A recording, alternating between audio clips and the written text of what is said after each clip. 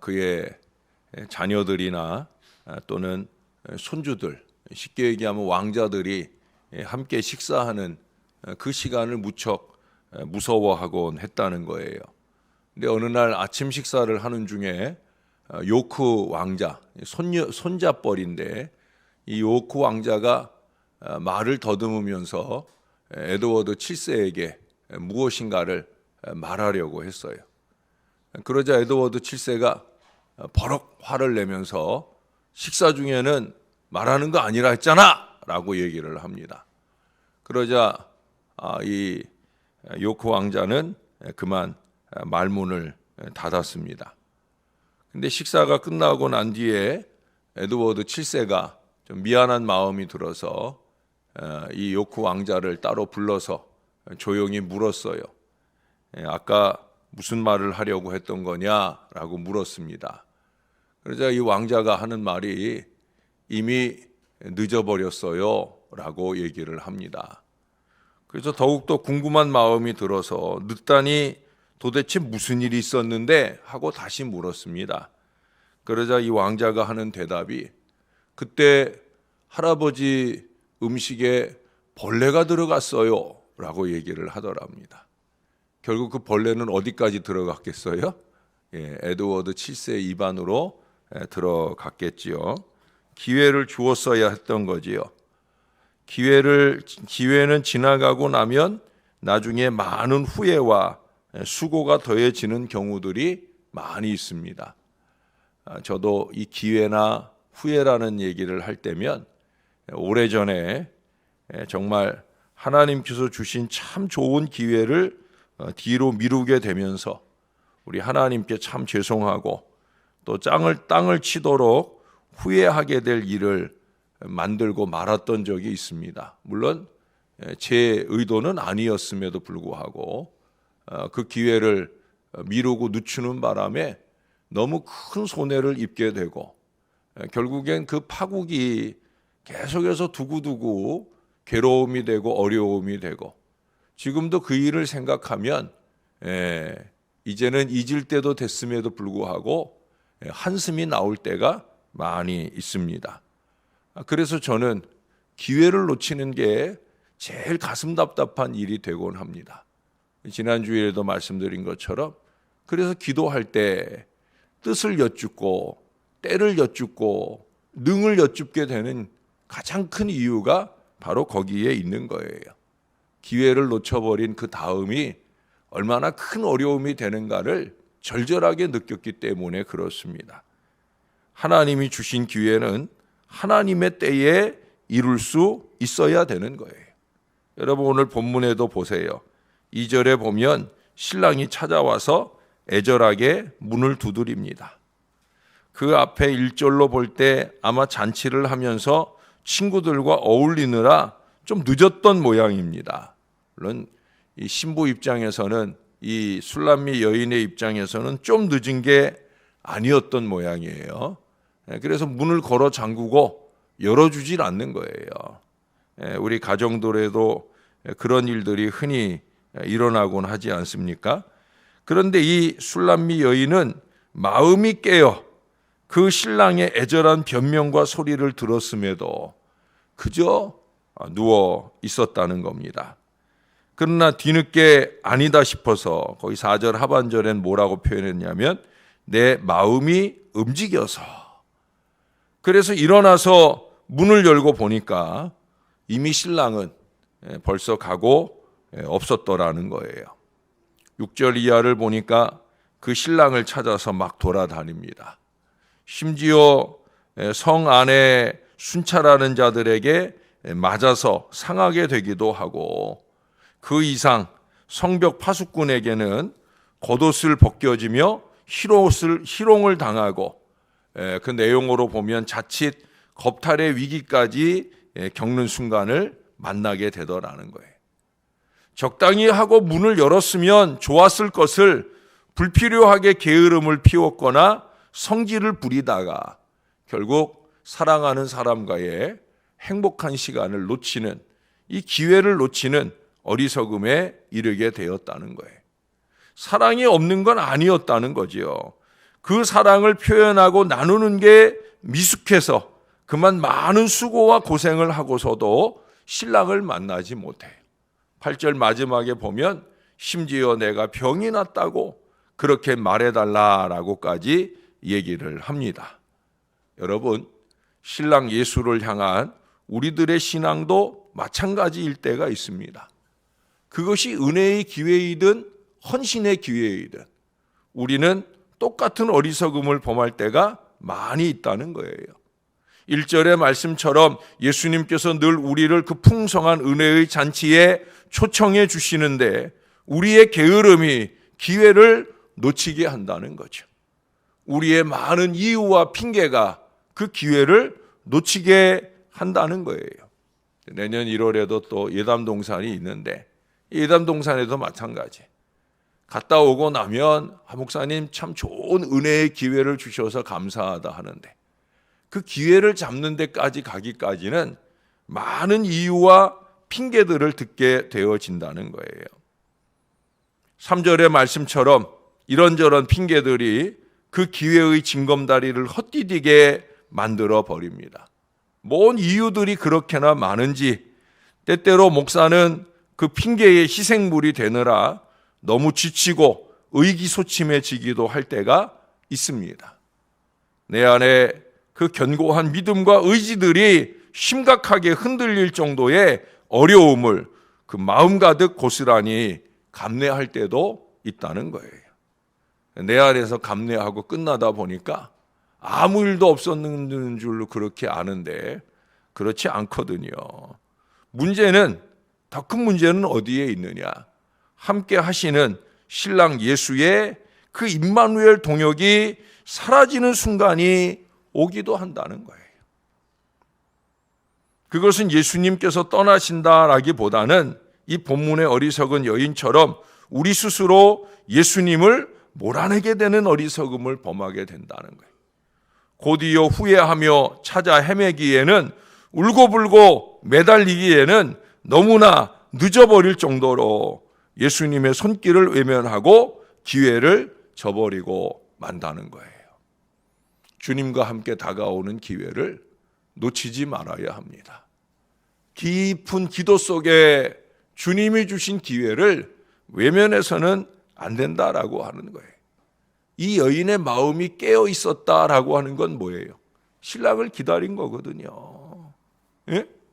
눈은 감고 있어도 마음은 깨어서 신랑이 오기를 간절히 기다렸던 거거든요. 우리 신앙으로 얘기하면 기도하며 기다렸던 거거든요. 그러면 이제 기회가 왔을 때 문을 열어야 되지요. 여러분 5절을 보세요. 일어나 내 사랑하는 자를 위하여 문을 열 때 모략이 내 손에서 모략의 즙이 내 손가락에서 문빗장에 떨어지는구나. 1절의 말씀으로 보면 거기 솔로몬이 나의 모략과 향 재료를 거두고 라는 표현으로 볼 때 아마 문을 열 때 그 모략이 이렇게 후두둑 떨어지는, 다시 말해서 신랑이 이 신부에게 줄 선물이 후두둑 떨어지는 그런 의미로도 이해할 수 있지만은, 그러나 며칠 전에도 말씀을 드렸잖아요. 이 모략이라고 하는 것은 장례용품이다. 슬픔의 상징이다. 뒤늦게 문을 열 때 슬픔이 몰려왔다 하는 그런 표현으로도 주석해 놓은 데가 많이 있어요. 저도 처음에 1절을 놓치고 보았을 때는 슬픔이 컸겠구나. 예? 그래서 모략이 내 손에서 모략의 즙이 내 손가락에서 문빗장에 떨어진다 하는 것은 이 여인의 가슴이 철렁 떨어지고 그리고 그 마음에 슬픔이 가득 채워진다 하는 그런 의미로 그렇게 이해를 하게 돼요. 기회는 이처럼 놓치고 나면 슬픔이 되는 거예요. 후회의 눈물이 되는 거예요. 아니 그렇게 울고불고 해도 소용이 없게 되는 순간을 만나게 되는 거예요. 정말 그렇게 되는 겁니다. 여러분, 주님이 문 두드리실 때 문 열어야 합니다. 어제도 우리가 들은 말씀처럼 세상이 문 두드릴 때 문 열어 주어야 된다라고 하는 거예요. 지난 주일에도 베드로 얘기를 드렸잖아요. 미래를 향해 가려고 하면 베드로처럼 수고의 기회를 놓치면 안 된다는 거죠. 헌신의 기회를 놓치면 안 된다는 거죠. 자신의 믿음을 과감하게 내어 던지고 물에 빠져 죽을지언정 한번 시험해 볼 기회를 놓치지 말아야 된다. 그래야 사람 낚는 어부로서 주님의 수자제로서의 행복한 미래가 열리더라 하는 걸 우리가 들었습니다. 여러분, 사도행전 16장에 루디아를 보세요. 말씀의 기회를, 은혜의 기회를, 세례받을 기회를, 바울 일행을 섬길 기회를 그녀는 놓치지 않아요. 그에게 다가오는 매 순간의 기회를 놓치지 않아요. 루디아가 그렇게 강가에서 바울을 만나게 된 것도 바로 다른 이유가 아니에요. 바울이 기도하는 사람들을 찾으러 강가에 갔을 때 회당에 들어갈 수 없는 여인들이 강가에 3, 4, 5 모여서 기도하는 중에 그녀는 그렇게 늘 은혜를 사모하는 여인이었어요. 비록 여자라는 신분이라 남자들이 예배하고 기도하는 자리에 들어갈 수 없는 슬픔이 있지만 그래도 자기 할 일을 하는 거예요. 누가 보든지 말든지 하나님께로 향한 자기 할 일을 하는 거예요. 그러다가 하나님이 바울을 만날 기회를 주시는 거예요. 기회는 그냥 찾아오는 게 아니에요. 열망하니까, 집중하니까, 그러니까 기회가 다가오는 거예요. 바울을 만날 기회를, 그에게 말씀 들을 기회를, 은혜 받을 기회를 또 은혜 받았으니까 우리도 한번 은혜를 줄 수 있는 섬김의 기회를 이 루디아가 놓치지 않은 거예요. 은혜와 헌신의 연속된 기회를 끊임없이 붙잡으면서 그녀는 후대의 길이 남을 이름이 되잖아요. 우리는 자주장사 루디아를 기억합니다. 그녀가 얼마나 믿음이 충만한 사람인지, 섬김의 마음이 넘치는 사람인지, 그녀는 바울 일행을 섬기기 이전에도 그가 가진 많은 물질로 그 지역의 어려운 이들을, 과부와 고아를 돕는 일에 열심냈던 여인인 걸 압니다. 결국 믿음은 한 통속이에요. 믿음은 똑같은 모양으로 여러 가지 모습들을 나타낸다는 거예요. 그게 루디아가 보여주는 바이고요. 베드로가 우리에게 교훈해 주는 바입니다. 사랑하는 여러분, 새해를 위한 여러 가지 헌신의 기회를 잡아야 할 때입니다. 헌신은 분명 수고의 기회입니다. 우리가 외면하고 싶고 핑계대고 피하고 싶은 수고의 기회, 그것이 수고라 할지라도 우리는 그것을 잡아야 되는 거예요. 좀 귀찮고 힘들고 손해도 보는 듯 그렇게 여겨지지만 이 루디아처럼 강건하여 자기 기회로 삼는 섬김의 사람이 되어야 된다는 거예요. 예수를 믿자고 했으면, 또 주님과 함께 위대한 은총의 미래를 열자고 했으면 누가 보거나 말거나, 누가 이러거나 저러거나 주님이 나에게, 우리에게 주신 기회를 꼭 잡아야 되는 거예요. 그로 통하여 우리에게 예비된 복과 은혜를 누릴 수 있어야 되는 거예요.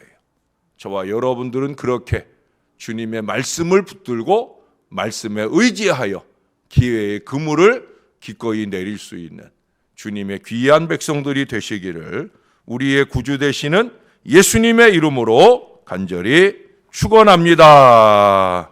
기도하겠습니다. 좋으신 아버지 은혜를 감사합니다. 이 새벽에도 은혜의 기회를 놓치지 않으려고 추운 날씨, 또 피곤한 육신을 무릅쓰고 우리가 주의 존전에 왔습니다. 또 한 번 하나님의 말씀을 듣습니다. 내 마음문 두드리며 다가오시는 주님의 음성을 듣습니다. 어느 때든지 문 밖에 서서 두드리시는 우리 주님의 음성을 들을 때 우리 마음이 깨어나게 도와 주옵소서.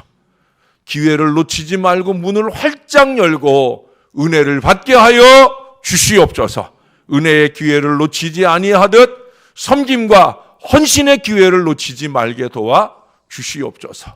내가 가진 나의 위치에서 내가 해야 할 거룩한 사명에 깨어나게 도와주시고 누가 보거나 말거나 그 모든 사명에 집중하면서 아버지 하나님의 뜻을 이루어내는 하나님의 사람이 되어질 수 있도록 하나님 우리에게 은혜를 베풀어 주옵소서. 부족한 종들에게 성령의 충만을 주시고 기도의 기회를 놓치지 아니하고 헌신의 기회를 놓치지 아니하고 그로 통하여 복과 은혜의 영광된 미래를 향한 힘있는 징검다리를 열심 있게 건너갈 수 있는 우리 하나님의 사람들이 되게 하여 주옵소서. 힘있는 기회를 향해 나가는 발목을 잡는 어리석은 인생이 되지 말게 하시고 오히려 그 날개를 달아주며 기도의 날개, 헌신의 날개를 더해주며 힘을 북돋아 줄 수 있는, 용기를 북돋아 줄 수 있는 참 믿음의 사람, 기도의 사람들이 될 수 있도록 은혜를 더하여 주옵소서. 우리의 머릿속 생각과 우리의 입술의 언어와 우리의 삶의 모든 행동들이 그렇게 주님 보시기에 아름답게 행하여 우리를 위해 예비하신 복과 은혜의 미래로 아름답게 나아갈 저와 이 모든 자녀들 되게 은혜 베풀어 주시옵소서. 주님이 늘 우리를 도와 주실 줄로 믿습니다. 하나님께 영광 되기를 소원합니다.